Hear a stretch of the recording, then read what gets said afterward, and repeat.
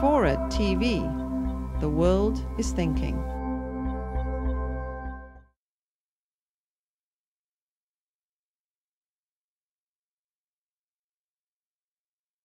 My name is Brid and I work as a nurse and a lead for patient and public involvement in the NHS here in London.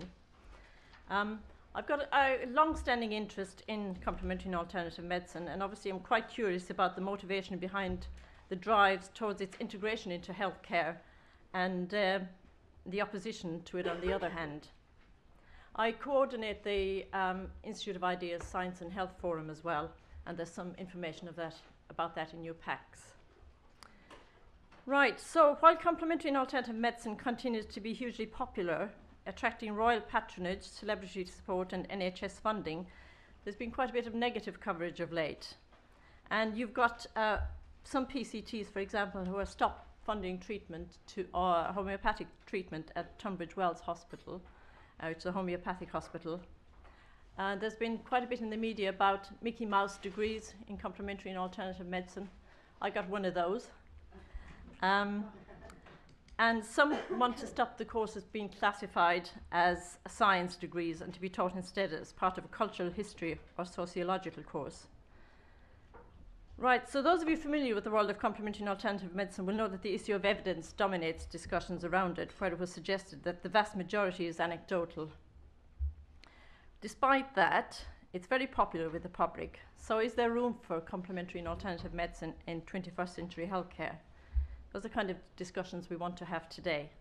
I've got three speakers, very well suited to discuss this topic, very familiar with it. My immediate left, who will be the first speaker, is Toby Murcott.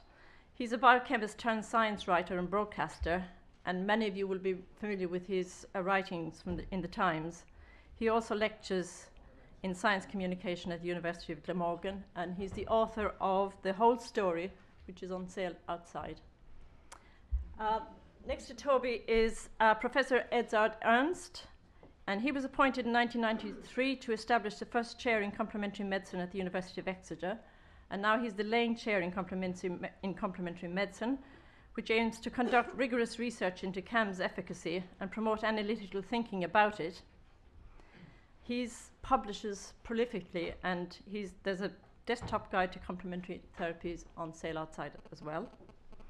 And at the end is Dr. Stuart Derbyshire, and he's a psychology lecturer with a major research interest in pain and neuroscience. Some of you might have seen him recently on a Dispatches program that was discussing abortion. And he's particularly interested in discussions about pain and about acupuncture in particular. So our speakers have 5 minutes each to present their views on the topic. I'm going to keep them to time. We have an hour and we want to make the most of it. So after they've done their introduction, I'll ask them a question or two about what's been said, and then I'll open it up to the floor. So if you've got questions, contributions or whatever, keep them until they've said their bit, and then we'll have a full discussion. Okay, Toby, would you mind turning off the mobile phones, because apparently they interfere with this technology? Just like taxis. Taxis used to be picked up by electric guitars, microphones, so mobile phones are picked up in exactly the same way. So I think there's one waiting with somebody downstairs. They have to go in a hurry. Okay, well, thank you very much, Brid. I'm going to start with a fairly cheap debating trick and take contention or take issue with a very tight... Pardon? Oh, right, okay, okay. I have to speak into these things. I've only had many, many years as a radio producer, so maybe I should have learned something. I'm going to take issue with the title of this. This is called Junk Science or Genuine Alternative, and my contention is that CAMS is neither, or neither, depending on your perspective. I'll start with the second bit, a genuine alternative. There are very, very few situations where I've seen anything remotely approaching good quality evidence to say that there are any CAMS that can replace many forms of conventional Western allopathic, whichever way you want to call it, medicine. And so I think we're certainly not at a position where it can be or should be a viable alternative from that perspective. There's also the point of view, if something is set up as an alternative, there's inevitably set up as a conflict. This is an either-or situation.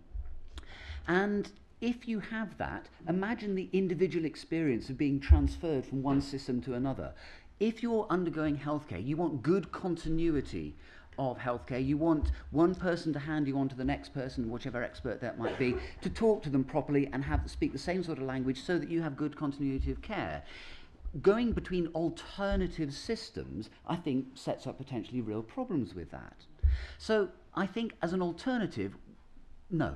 But as a complement, I think this is where it potentially, and already does, produce real benefit. Now, there are many, many people who've experienced a whole range of different CAMs and got benefit from them. Now, that benefit varies hugely, and one of the things that I suspect we'll get onto is working out how we measure that benefit and how we put a value on it and how we equate it to genuine medical research. But benefit is gained from complementary medicines and therapies. By calling it a complement rather than alternative, I think we actually have the opportunity to get whatever benefit is available from both systems if we continue in seeing the two separate systems of allopathic versus CAMs. So if it's a complement, then we have potential getting benefit from both. If it's an alternative, we set up conflict, and potentially harmful conflict. Junk science. Well, it's not junk science. Why? Because it isn't science. The application of CAMs is not science.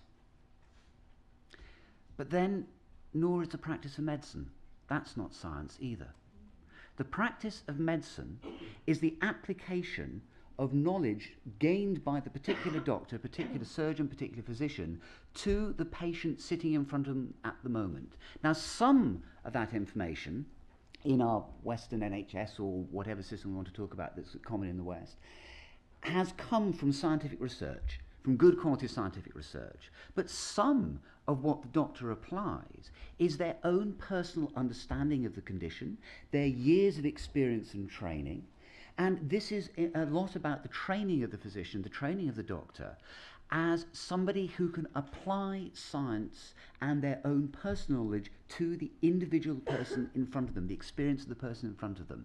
There are many doctors who are scientists, and there are some scientists who have become doctors.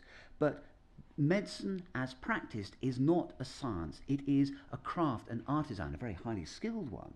It is the application of science. So when we talk about science, and sometimes science is used as a sort of, a brickbat to throw at complementary, I'll call it CAMs, it's easier, to throw at CAMs. And yet we have to be quite careful. If that particular brickbat has been thrown, people in glass houses, that's really mixing my metaphors badly, but my apologies for that. But if you're throwing that particular brickbat, make sure you're doing it from solid ground. About 85% of the medicine techniques, medical technology available on the NHS is considered not to have gone through a rigorous set of clinical trials. That doesn't mean to say that it doesn't work. It doesn't mean to say that it's harmful. It doesn't mean to say that it's bad. It just means to say that it has not been tested to any high degree of rigour. It doesn't mean to say it hasn't been tested, but it's this high degree of rigour. Now, clearly, that 85%, 15% split varies when you look at it, and there's, I'm making generalisations here, of course. This is, what you do when you're sitting on a panel like this, and I have 1 minute left. But we have to be very careful about questioning or criticising CAMs with science without recognising where science fits into medicine. And science fits into medicine in the sense that a lot of the information used and applied by scientists has been derived from medical research that broadly follows the scientific method. There are increasing amounts, my grammar's going all over the place. There is an increasing amount of evidence on various different CAM therapies that again has been done with greater or lesser degrees of rigour, with greater or lesser degrees of whatever parameters you're looking for from the scientific point of view.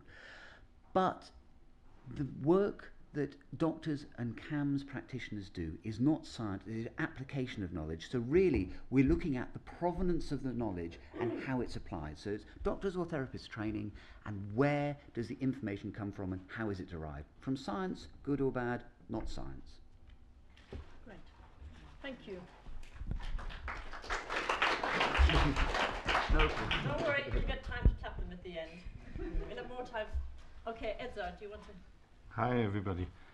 Um, I was afraid when we met over coffee that we would agree on everything, and I'm sure we, after hearing him, we won't. This 80% of conventional medicine not being tested is nonsense. That figure just is historical. It's half a century old, and current figures are between 40 and 20% of conventional medicine hasn't been properly tested. But I'm not going to speak about that. I'm going to speak about another hobby horse of mine, which is the great British public is systematically being misled about complementary medicine. And obviously you are the great British public, and I'm the one who's watching that and is suffering through that process. I'm just making this one point, and I'm supporting it with 6 sub-points. Complementary medicine is safe. That is what you hear when you open newspapers. Health writers, I try to distinguish between journalists who are okay and you're a journalist, and health writers who are not okay, who write about complementary medicine, have an interest, sometimes even own the firm or have shares in the firms which products they advertise. And somebody who's on top of my blacklist is Dr. Ali, who is I believe private physician of Prince Charles, and writes in the Daily Mail a regular weekly column and basically advertises his unproven products in this column. So these type of writers tell you day in, day out, complementary medicine is safe. It's simply not true. It's a lie. If you go on the internet, you find 40 million websites on complementary medicine, and they tell you exactly the same lies. So that's my first point. Second point, complementary medicine cannot be researched. The so-called experts in this field tell you that it cannot be submitted to the research tools that we have developed in science and medicine. It's not true. I haven't brought a bottle of wine, but I'm happy to send anybody a bottle of wine who tells me one treatment in complementary medicine which cannot be submitted to a randomized clinical trial. So whenever you hear this notion, it cannot be researched for whatever reason, and we can discuss the reasons, you can be sure it's not true. Third point, there's no evidence. Well, there's plenty of evidence. I estimate there are about 10,000 clinical trials of one sort of complementary medicine or another. So there's plenty of evidence, you just need to look. And often this is backed up by the little evidence that we have is of low quality. That is also not true. And in some areas, at least, the quality is very good. And then this is further backed up by people who say, well, the little evidence that we have shows it's all placebo. Well, maybe a lot is placebo, but it's not all placebo. Herbal remedies are not placebo, quite simply because they can kill you. Fourth point, it's cheap.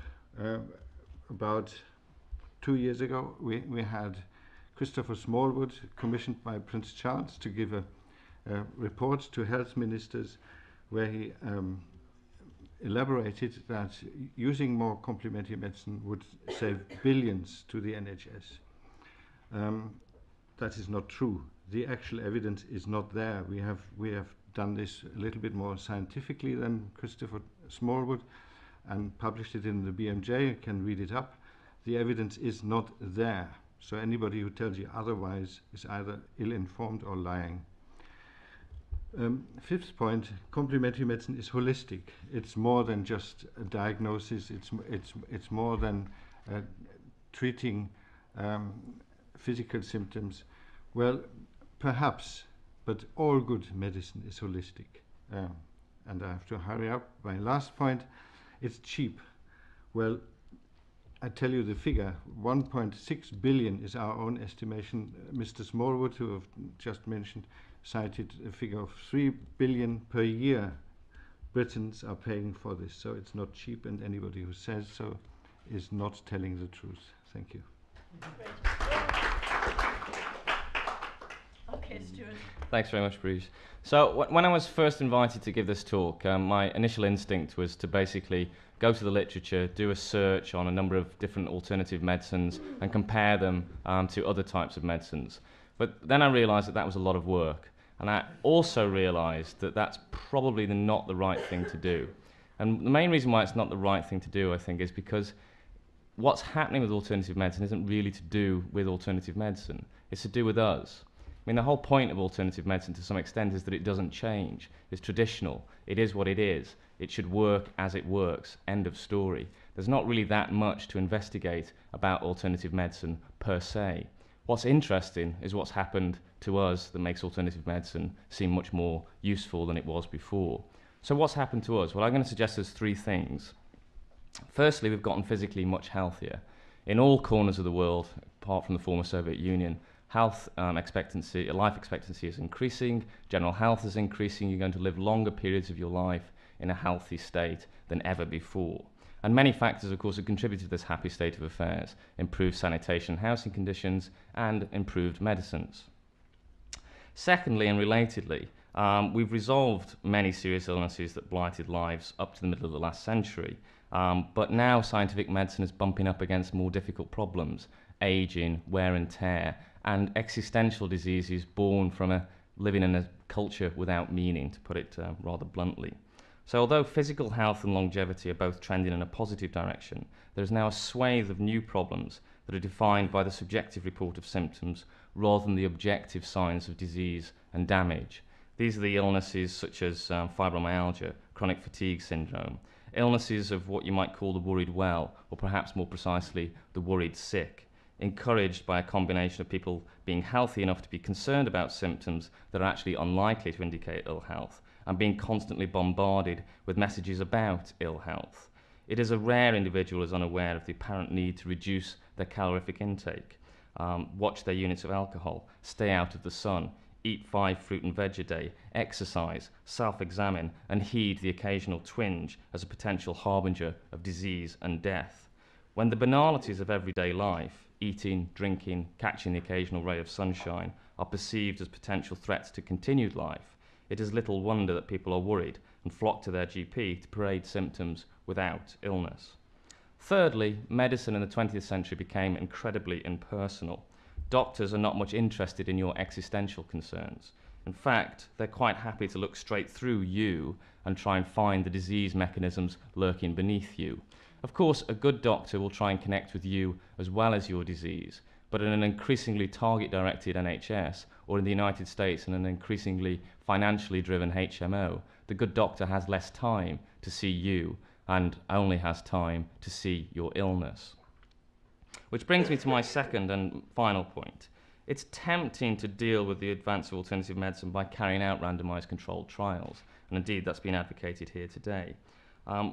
And there are some really good examples of this. An excellent example came out last week by a German group on the German acupuncture trials. And what they did is they compared acupuncture spots that are based on conventional Chinese medicine, based on the meridians, and with acupuncture spots that are based on non-meridians, sham spots as they called them, and also compared chronic low back pain treatment with conventional techniques. And what they found was that both the acupuncture based on traditional Chinese medicine spots and the acupuncture based on non-traditional spots both worked better than conventional therapy. And so it was concluded that acupuncture needles can be a useful therapy for chronic low back pain, but it doesn't matter where you stick the needles. And it's quite similar to several reports that have come out in the British medical literature, including one with the title, Is a cocktail stick as effective as an acupuncture needle? And the answer to that was, yes, it is. But there's a good reason why noxious stimulation of the skin might actually affect pain. And I've only got a minute left, so I don't have time to go into those. But I'm basically dubious about the effectiveness of the acupuncture in this particular trial. And the reason I'm dubious is because chronic low back pain is itself a very tricky disorder. More than 70% of all cases of low back pain have no identifiable causal pathology. We just don't know why the patients have the pain, and so the diagnosis is based on the report of pain rather than any observation of damage or disease. And these types of pains are increasing at a ferocious rate. And it seems unlikely that medical factors alone can account for this increase. So expenditure on these benefits, for example, has tripled. Expenditure on benefits relating to chronic low back pain and similar disorders has tripled over the past 30 years, despite improvements in life expectancy, despite improvements in health. And chronic low back pain seems to be more of a psychosocial problem rather than a disease of the back itself. It's little wonder then that the conventional treatments for low back pain in this study were pretty unconventional. So the therapies given in the conventional group were, and I quote, physiotherapy, massage, heat therapy, electrotherapy, back school, injections, and guidance. In a few patients, therapies include infusions, yoga, hydrojet treatment, and swimming. My rather critical interpretation of this study, and this is where I'll finish, is that at the current moment in time, patients with non-specific existential disease prefer to spend time with an acupuncturist than with a heat therapist. And it is no surprise that patients report feeling better when they do things that they prefer to do. But it's not the role of medicine to run randomized controlled trials of stuff that makes people happy in order to prove that stuff that makes people happy tends to make them happy.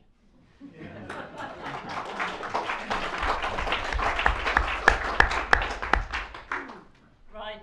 Actually, like you were saying, Toby was saying, or Edzard was saying, he was worried that there wouldn't be too much distinction between what people said, and it's obvious that there's very different takes on this here. So, Toby, can I ask you first?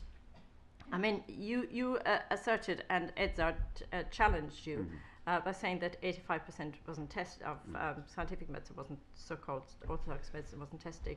So, do you think then is that part of the reason why you think so many doctors are practicing CAM these days? No. Because if it, you know, if their training is based on rational science and they're practicing something that is patently irrational, how does that marry up? Okay, a couple of points. The point I was making about the 85% or the 40% or the 20%, I'm not going to contest those figures, is not that they have not been tested, but they have not been tested rigorously to a high degree.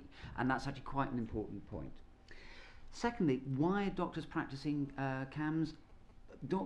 Part of doctors' training is about science, but it's about the application of science, and the other very important part of doctors' training is about working with the patient, using their own experience and their own clinical understanding to apply to the patient in front of them.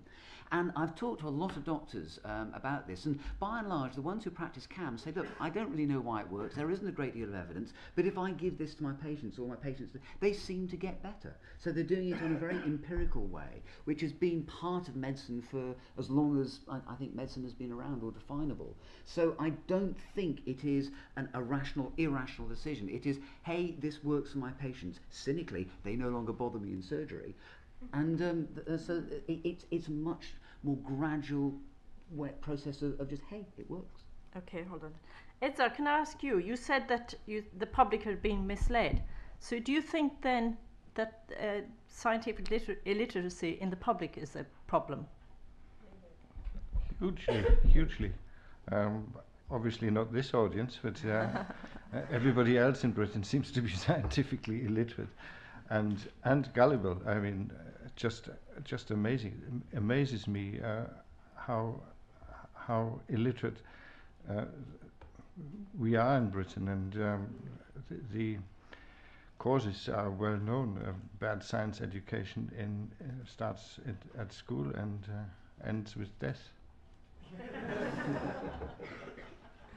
Okay, we can explore that further. And Stuart, when you were talking, I was reminded of there's a battle in print on the IOI Battle of Ideas website by Colin Berry, and he suggested that the absence of external stresses produces introspection, and he cited the fact that suicide rates fall during war years, and I think you seem to be saying something similar, that because people are living in a world without meaning, they dwell too much on the banalities of life. And you almost said, I think, that health is banal.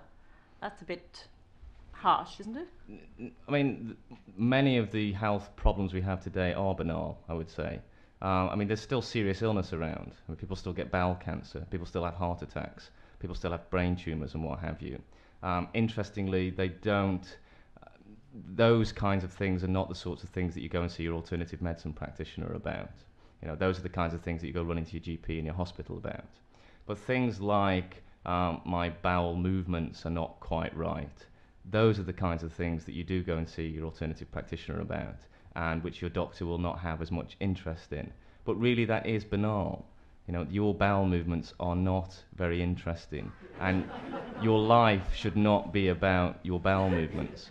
But for many irritable bowel syndrome patients, that is what their life is about. Okay, right, so over to you. Can I have a show of hands? If you want to ask questions, disagree, challenge, contend, whatever. Okay, there's, where are you? Okay, there's a guy here at the end.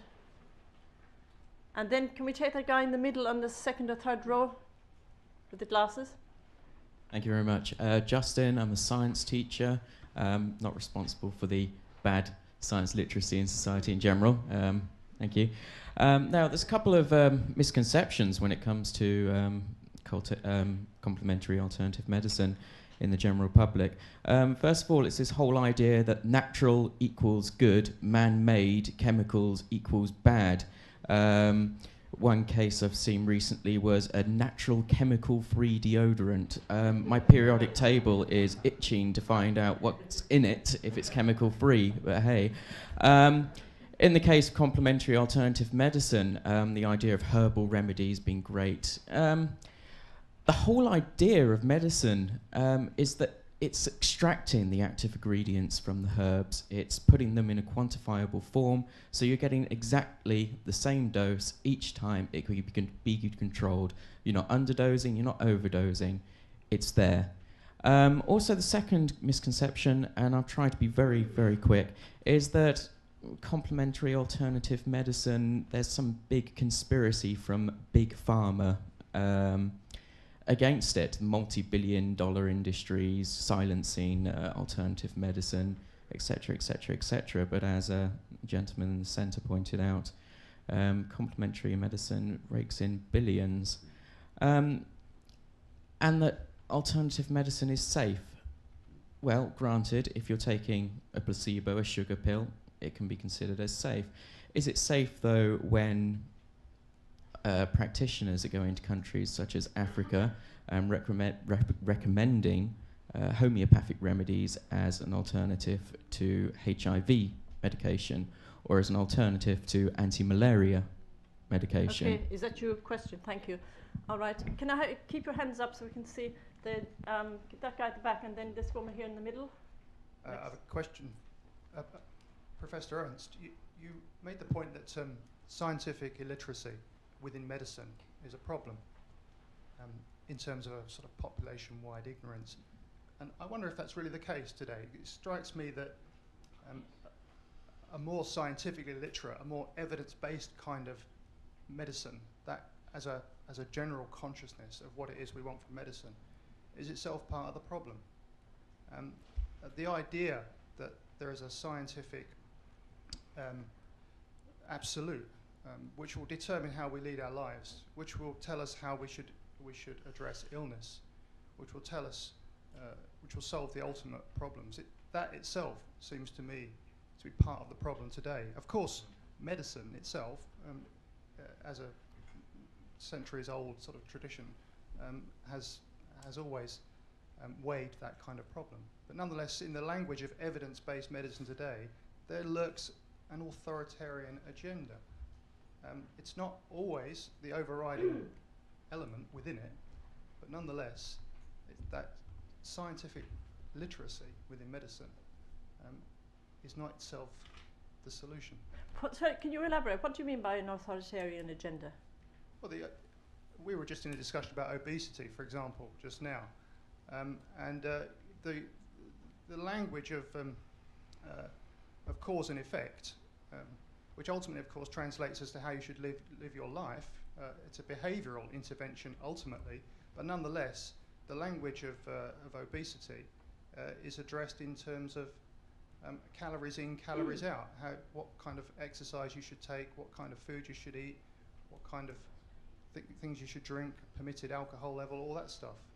So the language of proof and evidence-based translates as advice on living your life at the most intimate level. Okay, thank you. This woman here, and then can we have this guy over here on the left? Yes, Stuart, are you seriously saying that we shouldn't test CAM?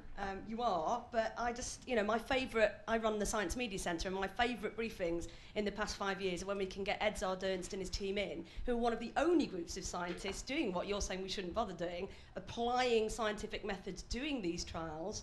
And I just think that has to be done. And it's just so beautiful to occasionally, once a year, get a headline like we did a couple of weeks ago with Edzard's paper on herbal medicines that these are dangerous, to make up for the other 300 odd days where we're getting, Jordan saying, take up CAM. So I take your point exactly, and I think Edzard also thinks about this, is why are they so popular has to be managed, but to have more scientists, and actually Edzard's unit is under threat, and it may well be that in a couple of years the only unit doing this is gone, which surely you won't celebrate that. Okay, one more over here, and then we'll come back to the speakers.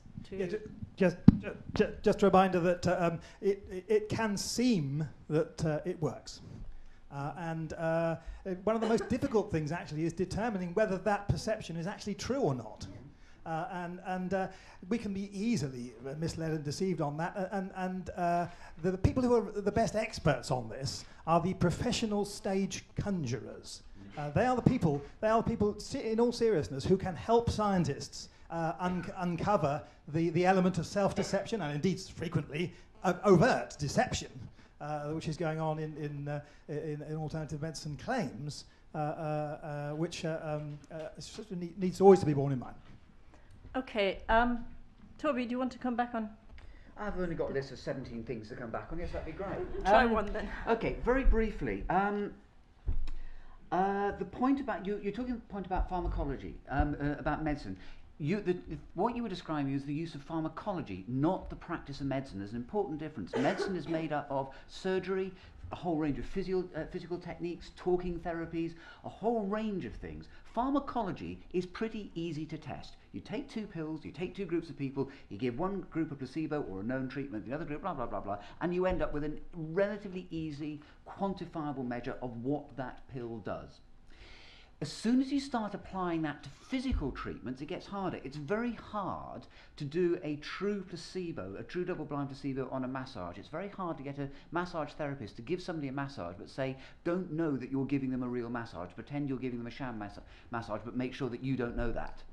You can't do it. There are all sorts of methodological problems that are surmountable. Edzard's point is true. They are surmountable when you come to looking at a whole range of things other than pharmacology. So be wary about talking about just pharmacology. I also wanted to, the point about using them in Africa, I can't remember who made that, apologies, but using them in Africa, that's my point about complementary. If we see these techniques as complementary to established medicines that have been used in the West with proof, etc., fine. If we see them as an alternative, then I think life is put at risk. Proof. We don't have such a thing as proof in science. I'm sorry. The only science that deals in proof is maths. Yeah. The rest of it is about a provisional nature. The one thing a scientist knows for certain is that they are wrong.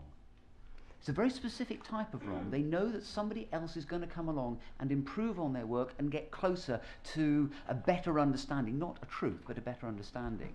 But I think when we use the word proof, in the context of this, there is no proof.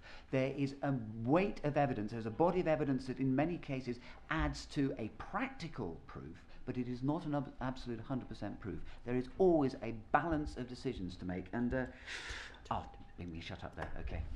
Edzard, do you want to come back on? Yes, several interesting points were raised. Natural doesn't equal safe, that's for sure. Think of hemlock. Yet those people who I call health writers promote that idea constantly. Big Pharma is out to kill complementary medicine. That is the sort of prosecution complex that complementary medicine is suffering from, but there's simply no evidence at all for that. Big Pharma is nobody's favorite, but they're not in competition because complementary medicine is far too small for them even to begin to compete with. Certain treatments which are pure placebos, are they safe? No, they are not safe. If you use anything that is entirely safe, say a highly diluted homeopathic remedy with no substance other than water in it, is that safe? No, it isn't. We ran a trial of homeopathy a little while ago, and we had several homeopaths doing the treatment there, and one of the homeopaths developed a little brown spot on her lower arm, and even though she was in contact with doctors on a daily basis, never showed it to anybody, treated that brown spot homeopathically, and before the trial was over she was dead. It was a malignant melanoma. And are we, as doctors, being misled if we just observe patients and make conclusions about efficacy and safety of treatments? Yes, of course. I could be a doctor treating people with spinal manipulation, which is another hobby horse of mine, and not see a single serious complication of spinal manipulation in my whole lifetime. Millions of people treated, no complication. Why? Because those who die of it don't come back to me. Stuart? Yeah, I just want to quickly come back on this point about proof, because I think you're being a bit overly pedantic about it. I mean, the fact that thousands of children survive childhood leukemia is good proof that treatment for leukemia works, and I think that's solid proof that medicine can provide for its treatments. I just want to come back, obviously, on the point that was made in the middle about am I seriously suggesting that we shouldn't test CAM? And yes, I am seriously suggesting, at least for some of them. Let me give you an example. A few years ago, I was at a conference, and some enterprising individuals handing out leaflets for a new treatment for fibromyalgia. And as far as I could tell, the treatment consisted of wearing a pair of woolly trousers every day. And a lot of my colleagues got very upset about this and said, we ought to do a controlled trial on this and prove that it doesn't work. And I just said that's ridiculous. First of all, what mechanism are we actually testing here? There's nothing to test. And secondly, we probably will find that it does work because the trousers feel nice and the patients like wearing them. So wearing woolly trousers versus wearing normal trousers, we will find makes people happy, and happier people are healthier, and so therefore wearing woolly trousers is a good thing for fibromyalgia. Except clearly it isn't. So those kinds of trials, I think, are just a waste of everybody's time and effort. Okay, can we have some more questions from you? Hands up. Okay, there's a woman just here, and then there's the guy here with the glasses in the third, fourth row. It's a bit of a bugbear of mine, but one of the things about alternative medicines is that people spend, as you said, billions of pounds on it a year. So does it matter what scientists think? Or should scientists be communicating better or answering the public's concerns better? It was just a thought. Okay, this guy here. Can you put your hands up? Sorry.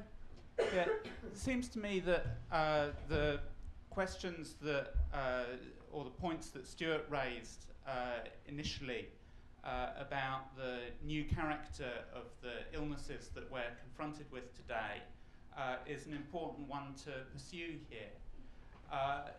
Because, what we have with all these kind of health journalists and so forth promoting all these alternative and complementary medicines and so forth, that's only one aspect of what they do. I think you're looking at the kind of cultural phenomenon of all these health journalists a little narrowly there. I think what you're looking at is a culture which is more and more interpreting the symptoms of life and existential problems and so forth through the lens of health. And I think that coincides perhaps necessarily with conventional medicine and scientific medicine perhaps losing sight or losing clarity of what it is that it wishes to achieve. So you have a rather confused situation where you have people looking to the realm of health and medicine to hold their lives together in many cases, a situation where many traditional sources of community and so forth are fragmenting. You have much more kind of professionalized sources of solidarity, people looking through things like medicalized therapy rather than friendship networks and so forth. And in that kind of context, I don't think it's a surprise that people feel conventional medicine is unsatisfactory. And I think that in order to assess whether alternative medicine can kind of play a role, and I don't think alternative medicine can kind of provide an alternative to those sorts of social networks or problems either. But in order to answer that question, I think we have to kind of take a step back and look at questions of medicalisation, of the meaning of health, the meaning of illness today, the role of professional relationships versus informal relationships in people's lives. Otherwise we're just not going to be able to get our heads around this question. Wow, that's a big... behind you, the woman in the green. I'm a retired complementary therapist and teacher. I worked for 25 years. The image that's being put forward here, particularly by Toby, I don't recognise at all. Mm-hmm. The people I saw in general weren't worried well. There were some of them who were worried well, but so a GP sees worried well as well. A lot of the people I saw had eczema, asthma, arthritis, hay fever, epilepsy and so on. I helped a lot of them. I spoke to a doctor once who said to me, oh, it's all placebo because they pay you and you spend time with them. And what I said to him is, wouldn't you like a placebo that works in 80 to 90% of the cases you see? Okay, and there's somebody over here. Yes, just on this woman here. 2 points actually. The first one is really addressed to somebody who claimed that medicine was something that's been going on for hundreds of years. I would say that quackery is something that's been going on since time immemorial, because medicine is really something that's only gone on for maybe 100, 200 years, where it's been a scientific approach, an informed approach to diagnosis and treatments that have been proven to be effective. And also, obviously, if you've got if you've got a daughter or a child who's suffering from some kind of bacterial infection, obviously your first point of recourse is going to be to Calpol or else to an antibiotic, which has been proven to work, and not to go to a homeopathist or an acupuncturist with your child in the hope that it might possibly work. Anybody who's interested, I should recommend a book by Ray Tallis, Hippocratic Oaths, which is fascinating. Anyway, but the question I really want to ask is placebo effect. Really, everything is put down to, well, it works better than nothing. It's not quite as good as some conventional medicines, but on the other hand, it's a placebo effect. Why is it that we don't get more research into placebo effect? Why is it that wearing woolly trousers might work better than nothing else? Why is it that we always want to go to somebody to make us feel better, and getting attention of some sort will make us feel better, whether we're given an antibiotic or whether we're given a sugar pill? I think, I'd like to hear more about that. Thank you. Okay, that's great. A quick response here from the panel to any of those things that have come up. Toby, do you want to start again? Yeah. First of all, forgive me, I'm not sure I am saying about the worried well. I think that was Stuart. That was me. That's okay. That's okay. But I think the point about many people experience benefit from seeing all sorts of complementary therapists, and it may well be placebo. Placebo is a great thing. Placebo makes people better. But studying it, quantifying it, paying for it with taxpayers' money is a very difficult problem. And I think we should be very aware that placebo makes up an element of every single medical interaction, including surgery. But how do we quantify it? How do we find it? How do we deal with it? How do we use it? I don't think we have good answers to that. I think there are some places we should look to help us find answers. That includes some of the social science researchers, because social science has tools to observe human beings and observe human interactions. And there are some people who are starting to do that with some quite interesting results. Very briefly, the other point that has been reflected in a number of different things that have come up is, by and large, the things that people go to complementary therapists for are chronic, difficult conditions that Western medicine doesn't have good answers to, the point that Stuart was making. And there, you're not necessarily looking for cure, you're looking to feel a bit better, you're looking to be able to get out of bed a little bit more easily and not have your arthritis feel quite so bad. Whether it is as bad is irrelevant to the patient if they don't feel it's so bad. Here you get all sorts of problems about semantics, about placebo. It's a complicated, difficult issue. We don't have the tools yet. We need, I think, to look at that in some way, but I also think that maybe a standard RCT is not necessarily the best way to look at that sort of interaction. Edzard, do you want to come back on anything? Yes, there was a very interesting question. If the placebo effect is so important, why don't we research it? Well, first of all, it's very difficult methodologically to research it, but possible. And we have made various attempts at doing a bit of research there, and most recently we didn't get ethics approval anymore for these types of studies, because it entailed, at least for a little while, not telling the truth to our volunteers. They were not even patients. And these days ethics committees don't sign that sort of stuff anymore. So it's very difficult methodologically, ethically, and if you ask funders for funds for a placebo study, you get placebo money.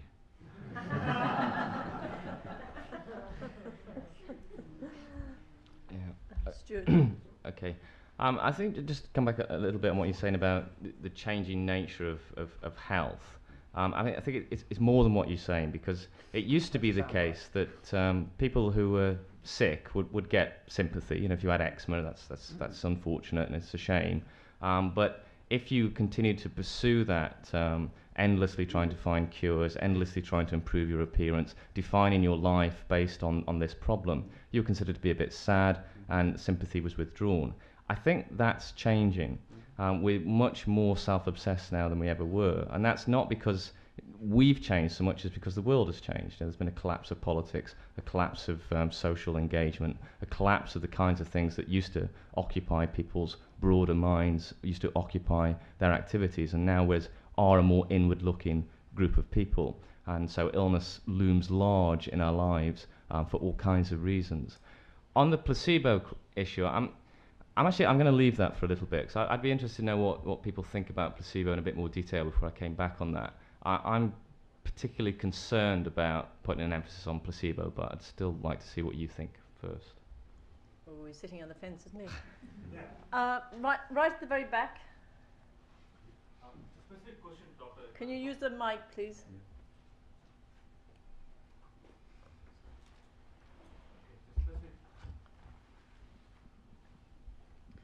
That one hasn't worked. Oh, okay. That's good. It's a question like, is there a link? Is there any evidence to show the amount you pay for complementary medicine? If it's much more costlier, it seems to have more effect. Is there any evidence like that? Okay, then there's a woman here with a pen in her hand, and then there's a guy here in front.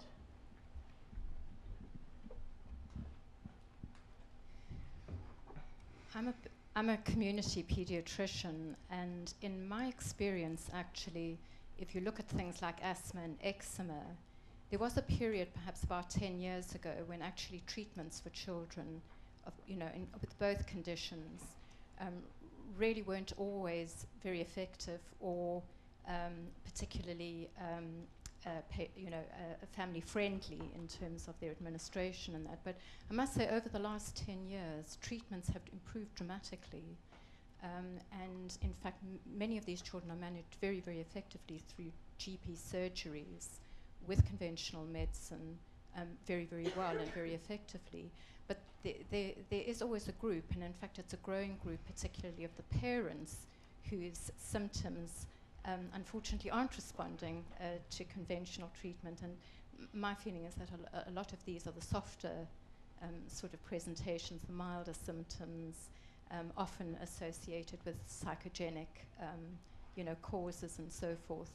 And unfortunately the conventional treatments won't work in those circumstances, because the people and children and their parents basically don't need to be treated for them. And they will be, obviously prey to, to alternative medical, alternative therapies. But I wanted to sort of take a point that Stuart had made about the sort of nature of health problems now. And I think there's another element to add to that. And really medicine itself has paradoxically kind of been responsible for the growth of this preoccupation, with sort of health and with symptoms. Because of course conventional medicine has really pushed the whole idea of screening for everything to the nth degree. We screen for absolutely everything, particularly the more serious things like cancer and that. But of course what that has served to do is to focus people's attention on often the most diverse range of symptoms. And this has created, I think, as well as all of the other factors that people have mentioned already, a climate in which people become completely, obsessive about that. So of course, if your screen actually shows you're negative for that particular condition, your next thing is, well, why do I feel like this? Why are my bowel habits so poor? And why am I lethargic? And all of the rest of it. Conventional medicine will not be able to treat you. So again, I think you will often look for an alternative. Okay, there's a guy here in front. Can a few more, and then we'll come back to the speakers to sum up. Yeah, I mean, I was wanting to carry on from that final point just made there. My partner went to her GP with really severe earache, with lots of yellowy, greeny gunk coming out of her ear. And after 10 minutes of having her blood pressure and her weight checked, and they finally got round to looking at her ear. That's, I think, quite a lot of people are experiencing that these days, is that, we're not in, GPs are so driven now by targets that we're kind of forgetting to treat the patient, and I think that's, that is a real problem. And I think it does drive people towards alternative practitioners who are more interested in spending a bit of time listening to you and trying to find out what's wrong with you, or it appears to be that way anyway. Also, just as a little aside, Edzard Ernst talked about how the people that die don't come back. But in fact, I'm sure lots of people don't come back who weren't cured either. So there's that the habit or the tendency for people to go to their doctor, try a treatment. It may appear to work or it may appear not to work. But after a while, people think, oh, bollocks, I'll just pull up with it. And I think that's got to be a trend as well. So that's why I think it's very difficult for individual therapists to make a real judgment about whether what they're doing works. And you need a more substantial way of studying the effectiveness of a particular treatment. Thank you. There was one person in the middle, a woman there, and then that's going to be our final contribution. As a sufferer of vision okay. Now it's working. Right. Yeah. I don't know if I misheard Stuart. I thought he said that people who have lower back pain, it's a psychosocial phenomenon. Did you say that? Yeah. Have you ever had lower back pain? Yes. Yeah. Well, so have I, and I was treated just with drugs for ages, and it didn't work. And I went to an osteopath, who helped me greatly, and I'm now fine. I'm much, much better, and that's with exercise as well. And also, I would like to say with homeopathy, I think, Edzard, I thought that was rather unfair little story of yours about the homeopath who disregarded the brown spot on her hand and was dead, within months or whatever. because that's not to do with homeopathy at all. That's to do with her, her lack of responsibility of going to see conventional doctor. She must have known what it was. Well, I'm not judging that. Ultimately, I agree with Toby, who says, why can't complementary and allopathic medicines work together? And anybody with an iota of common sense would hopefully read reports and know that herbal medicine, for example, yes, it can be very dangerous, but I can only say that I have benefited from one or two alternative therapies when I've been in a lot of pain and sort of given me my life back. And why do we have to have this conflict between complementary and allopathic? It's like nature versus nurture. We always want to have, this versus that. They can work in tandem. And after all, the practitioners of both have the ultimate goal in common, which is to help fellow human beings and relieve their suffering.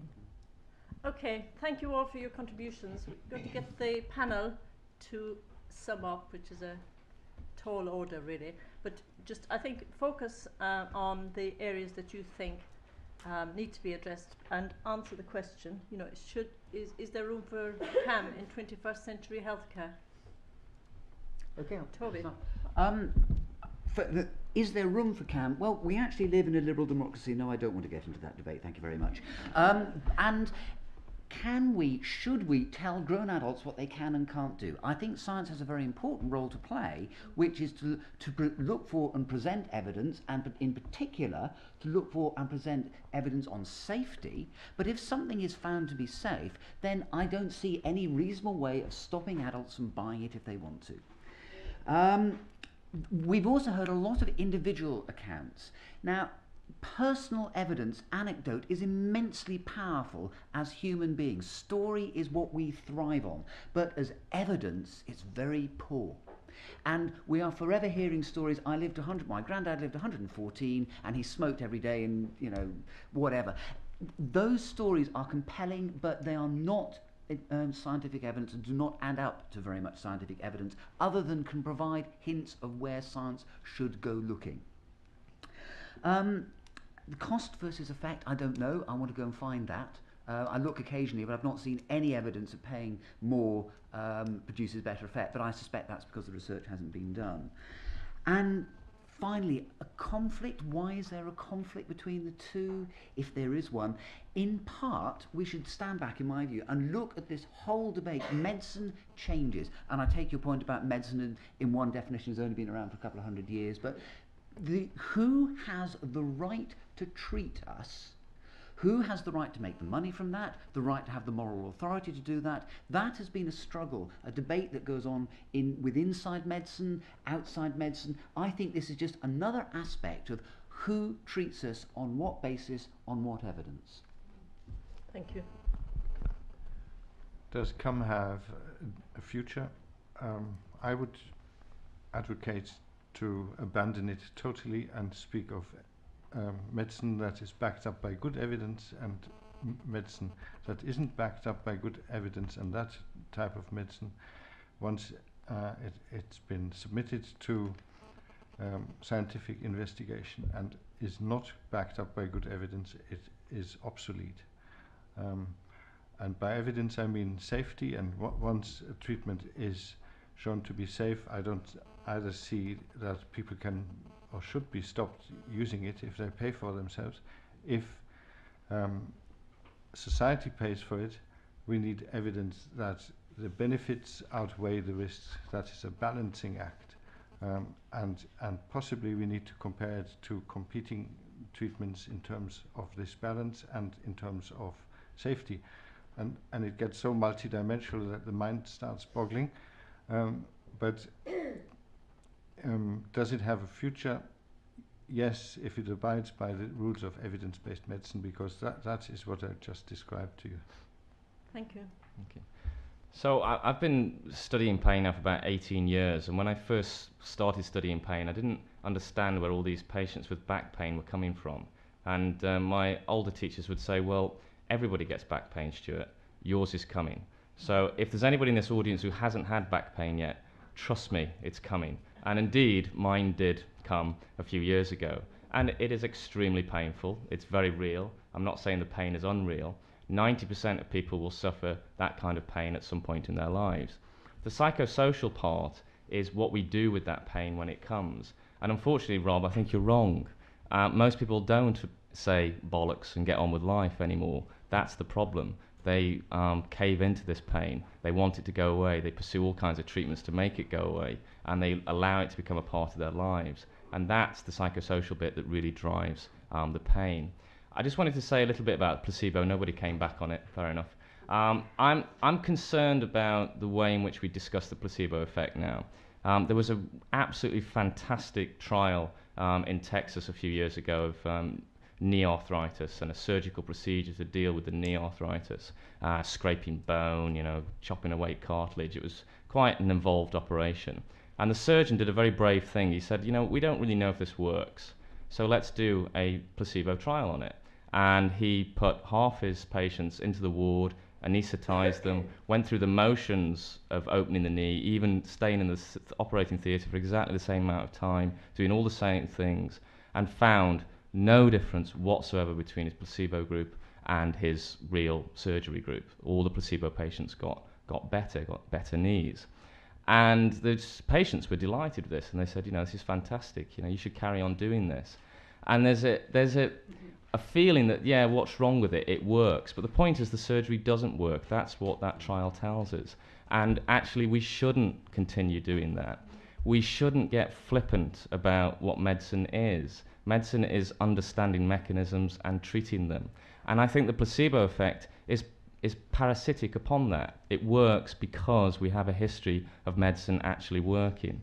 But if we get flippant, if we feed the parasite, then that will further undermine the authority of medicine to the detriment of everybody. Excellent. Can we thank our speakers?